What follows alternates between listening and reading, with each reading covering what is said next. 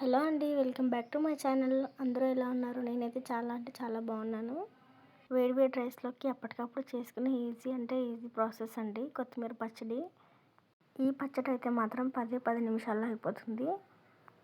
నోటికి ఎంతో కమ్మగా ఎంతో రుచిగా అనిపించి ఈ పచ్చడిని ఒకసారి ట్రై చేసి చూడండి. చాలా అంటే చాలా బాగుంటుంది. హెల్త్కి కూడా చాలా మంచిదండి ఈ రెసిపీ అయితే.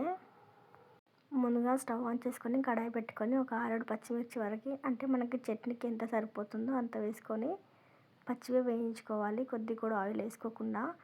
అవి బాగా వేగిన తర్వాత కొద్దిగా ఆయిల్ వేసుకొని కూడా వేయించుకోవచ్చు, అది మన ఇష్టం. కొద్దిగా ఆయిల్ వేసుకొని అందులో కడిగి పెట్టుకున్న కొత్తిమీర పుదీనా వేసుకొని బాగా ఫ్రై చేసుకోవాలి. అంటే పచ్చివాసన పోయేంత వరకు ఫ్రై చేసుకోవాలన్నమాట. తర్వాత అవి బాగా ఫ్రై అయిన తర్వాత అందులోనే వేయించి పెట్టుకున్నాం కదా పచ్చిమిర్చి, అవి కూడా వేసుకొని కలుపుకోవాలి. అందులోనే కొత్తిమీర పుదీనా అలాగే పచ్చిమిర్చి వేయించుకున్న తర్వాత అందులోనే ఒక కప్పు వరకు టమాటా ముక్కలు వేసుకోవాలి. అంటే ఒక 4-5 టమాటా ముక్కలు వేసుకొని బాగా ఫ్రై చేసుకోవాలి. టమాటా ముక్కలు బాగా మగ్గుతున్నప్పుడు అందులోనే కొద్దిగా చింతపండు కూడా వేసుకొని బాగా ఫ్రై చేసుకోవాలి. టమాటా ముక్కలు తొందరగా ఉడకాలంటే కొద్దిగా సాల్ట్ వేసుకొని కూడా ఉడికించుకోవచ్చు, లేదంటే మిక్సీలో పట్టేటప్పుడైనా సరే వేసుకోవచ్చు. కొందరికైతే మిక్సీలో వేసుకోవడం అసలు ఇష్టం ఉండదండి. రోట్లో అయితే బాగుంటుందని రోట్లో వేసుకుంటారు. ప్రస్తుతానికైతే నా దగ్గర రోల్ ఉంది, కానీ నైట్ టైం కదా అప్పటికప్పుడు చేసుకోవాలనేసి మిక్సీలో అయితే వేసుకున్నాను నేనైతే. మీ దగ్గర మాత్రం టైం ఉంటే కనుక రోట్లోనే వేసుకొని చేసుకోండి, చాలా బాగుంటుంది. రోటి పచ్చడి అయితే ఇంకా బాగుంటుంది. అప్పట్లో అయితే మిక్సీ లాంటివి ఏం లేవు కదా, అప్పుడు మాత్రం రోల్లోనే రుబ్బుకునేవారు పెద్దవాళ్ళందరూ. కానీ అప్పుడు టేస్టే వేరబ్బా అసలు. ఇప్పుడు చెప్పాలంటే ఏం టేస్ట్ అనిపించవు ఏ కర్రీ చేసినా కూడా. కానీ ఏం చేస్తాం, తినాల్సిందే. స్పెషల్గా చేసుకొని సరే కొన్ని ఇంగ్రీడియంట్స్ ఎక్కువ వేసుకొని సరే తినేస్తాం. ఈ పచ్చడిని అయితే జలుబుగా ఉన్నప్పుడు లేదంటే జ్వరంగా ఉన్నప్పుడు నోరు అస్సలు మంచిగా అనిపించదు కదా, ఏది తిన్నా తినాలనిపించదు. ఇలా ఒకసారి పచ్చడి చేసుకొని తినండి. తిన్నా కొంచెమైనా సరే తృప్తిగా తిన్నామనే ఫీలింగ్ ఉంటుంది. ఇంకా టమాటా ముక్కలు, పచ్చిమిర్చి అలాగే కొత్తిమీర, పుదీనా, చింతపండు బాగా ఫ్రై అయిన తర్వాత అందులో ఒక స్పూన్ పసుపు వేసుకొని అది కూడా బాగా మగ్గించుకోవాలి. ఒక 5 మినిట్స్ అలా మూత పెట్టుకొని వదిలేయాలి.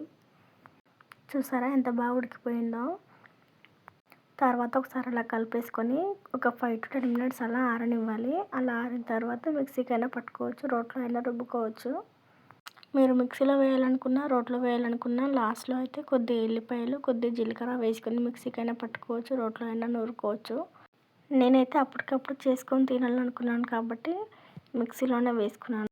తర్వాత మనకి ఇష్టం ఉంటే పోపు వేసుకోవచ్చు, లేదంటే అలాగే కూడా తినేసేయచ్చు. అలా తిన్నా కూడా బాగానే ఉంటుంది. చూసారా మిక్సీకి అయితే వేసేస్తున్నాను నేను. అలా మిక్సీకి పట్టుకున్న తర్వాత ఒక గిన్నెలో తీసుకొని వేడి వేడి రైస్లోకి అయితే సర్వ్ చేసుకుంటే చాలా బాగుంటుందండి.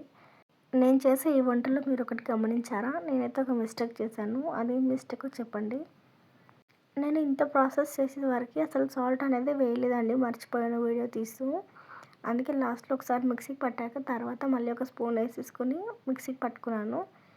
కొందరు ఏం చేశారంటే చట్నీలో సన్నగా కట్ చేసిన ఆనియన్స్ వేసుకొని కూడా తింటుంటారు. అదో రకమైన స్టైల్ అనమాట, అదొక టేస్ట్ ఉంటుంది. నేనైతే అదేది వేసుకోలేదండి, అలాగే తింటున్నాను. నాకైతే నేను చేసిన ఈ చట్నీ చాలా అంటే చాలా నచ్చింది, అందుకే తొందరగా తినేసాను అనమాట. వీడియో తీయడం మర్చిపోయాను, అందుకే వీడియో మధ్యలో తీసాను అనమాట. మీకు ఇంకేమైనా కర్రీస్ కావాలంటే కామెంట్ చేయండి, నేను అలాగే చేసి మీకు చూపిస్తాను. నేను చేసే వీడియోస్ కనుక మీకు నచ్చినట్లయితే లైక్ చేసి సబ్స్క్రైబ్ చేయండి, అలాగే మన ఛానల్ని ఫాలో చేయండి.